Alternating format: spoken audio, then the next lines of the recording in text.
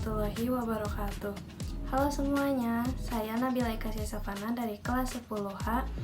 Di video kali ini, saya akan menjelaskan materi mengenai pengertian bakteri, struktur bakteri, ukuran bakteri, jenis-jenis bakteri, peranan atau manfaat bakteri, dan contoh bakteri yang merugikan ataupun bermanfaat.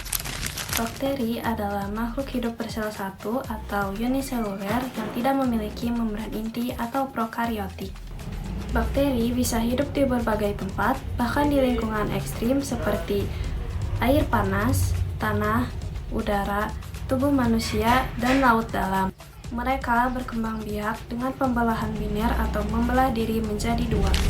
Struktur utama bakteri terdiri atas dinding sel yang melindungi dan memberi bentuk, membran plasma yang mengatur keluar masuknya zat, sitoplasma yang tempat berlangsungnya reaksi kimia, ribosom tempat sintesis protein, DNA atau nukleoid sebagai materi genetik berbentuk cincin, plasmid sebagai DNA kecil tambahan sering membawa gen ketahanan antibiotik, flagella sebagai alat gerak atau tidak semua bakteri punya. Pilus atau Fimbriae menempel pada permukaan atau bakteri lain, dan kapsul lapisan luar pelindung tambahan pada beberapa bakteri saja. Bakteri berukuran sangat kecil dan hanya bisa dilihat oleh mikroskop, yaitu dengan rata-rata 0,2-2 mikrometer lebarnya dan 1-10 mikrometer panjangnya. Selanjutnya ada jenis-jenis bakteri berdasarkan bentuknya.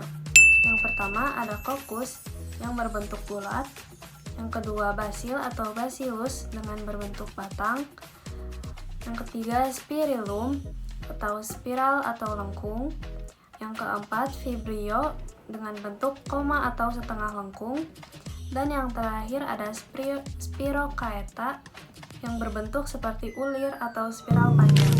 Bakteri ini bermanfaat sebagai pengurai atau dekomposer, pembuatan makanan, dan berperan dalam bidang kesehatan, pertanian, dan bioteknologi. Ini dia contoh-contoh bakteri yang merugikan. Ada Mycobacterium tuberculosis yang menyebabkan TBC, Vibrio cholerae yang menyebabkan kolera, Salmonella typhi yang menyebabkan tifus, Clostridium tetani yang menyebabkan tetanus, dan Treponema pallidum yang menyebabkan sifilis. Selanjutnya ada contoh bakteri yang bermanfaat, yaitu Lactobacillus bulgaricus yang membuat yogurt, Rhizobium sp mengikat nitrogen di tanah, Acetobacter aceti membuat cuka dari alkohol, Streptomyces sp menghasilkan antibiotik, dan yang terakhir Escherichia coli membantu pencernaan dalam usus besar. Sekian penjelasan mengenai bakteri oleh saya. Mohon maaf apabila ada kesalahan kata maupun kekurangan dalam membuat video.